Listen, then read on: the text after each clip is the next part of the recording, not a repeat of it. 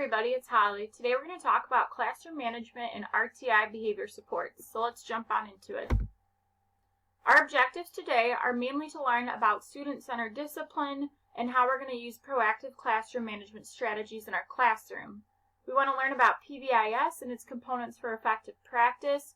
We're also going to learn about antecedents and alternative skill interventions, as well as different instructional strategies that you can use to support a positive learning environment. So student-centered discipline is going to be appropriate disciplinary strategies that are going to motivate students to want to behave in the classroom. These are going to be mainly self-directive opportunities where teachers don't overmanage students or use punitive measures to get students to behave.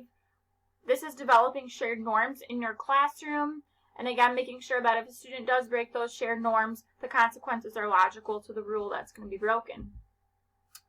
We're also going to look at PBIS, Positive Behavior Intervention and Support.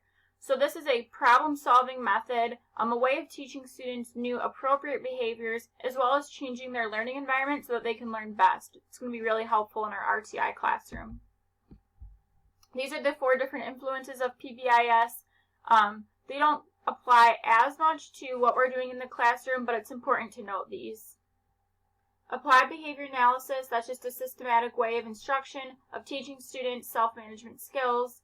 We also want to make sure we're focusing on individual needs of students, that we empower them by listening to their interests or preferences, and that we make sure we have an inclusive environment so all students can learn.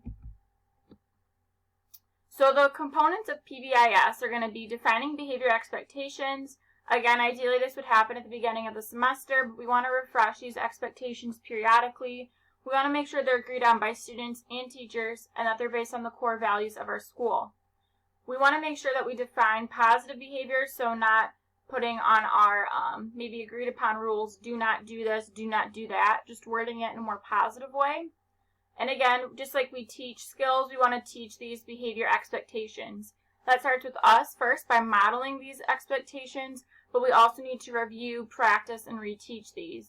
And lastly, we're going to celebrate that positive behavior and try to recognize students for their different achievements. This is a video that again goes into the different components of PBIS. Hopefully we'll send you this link so you can watch this on your own time, but it basically again just goes over those 4 components. So what PBIS initiatives do we have at CMS? Currently we have the Caught in Action or CIA tickets. Again, these reinforce good deeds that students complete.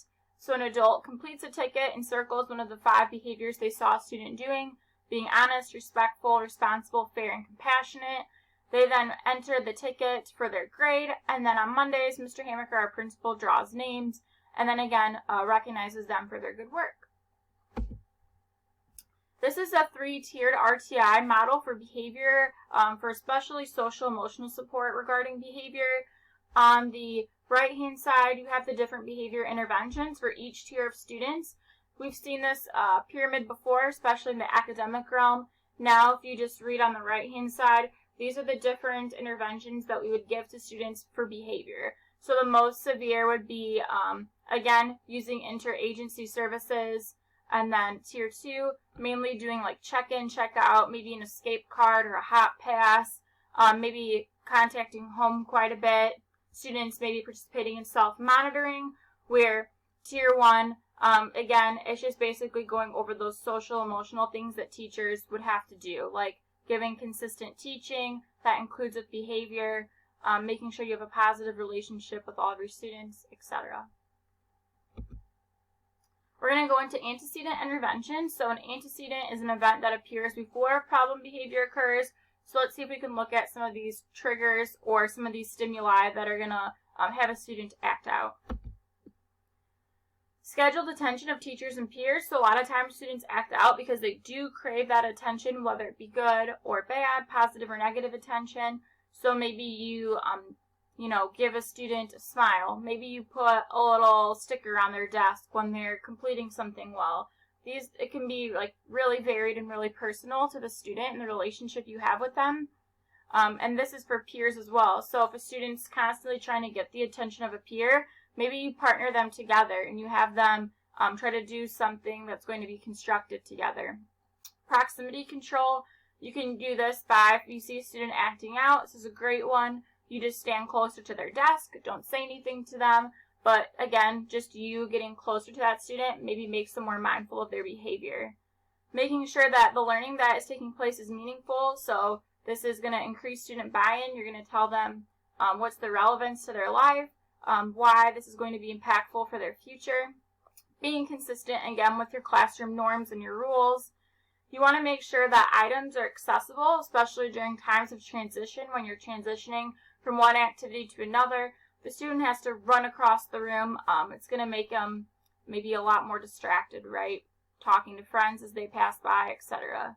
You want to be assertive, but also you want to connect with students. Make sure maybe you get to know a little bit about them, maybe compliment their shoes or their new haircut. Again, building relationships is going to be really helpful in being proactive with these classroom management strategies. Here's just some different alternative skill interventions. So these are mainly looking to replace behaviors. So we want to rehearse this and prompt the behavior at a time maybe where it's not happening. So make sure that if you know what's going to trigger a student, that maybe you practice these when that trigger is no longer present. A replacement behavior for students who want to move, you could give them a stretch break. I like to do that even with my high school freshmen that I taught. Maybe you give a student who likes to move a lot a stress ball, a fidget spinner. I gave students Play-Doh, whatever is going to help. Velcro is really helpful again. Having an empty desk, so maybe putting an empty desk somewhere in the classroom. If a student feels the need to move, they can simply take what they're working on, move it to that empty desk as long as they're not, again, interrupting anyone else's learning, and then going back and forth that way. That's, again, going to help aid in movement. You could also come up with a signal for a student to use to ask for permission to move. I would always tell students if they need to get up, even to walk to the water fountain and get a drink, just let me know, or maybe come up again with a system of signals. Here's some more alternative skill interventions. You can do options training. So going over with students, okay, what options could you have taken instead? Or this is what you want to do. Awesome. What options can we look at? So again, just kind of going over the different choices with them. You can go to self-talk for anger management, teaching students what to say if they're angry, doing a check-in, check-out system. Again, that's going to be more for like a tier 2 to tier 3 student. So maybe you need to check in and check out with them at the beginning and the end of each class. You can also use different techniques for stress management and relaxation. I did a mindful minute in my classroom. We started the day by students either closing their eyes or keeping their eyes open, watching a video for a minute, and listening to the sounds of rain or waterfall, etc. These are easy to find online.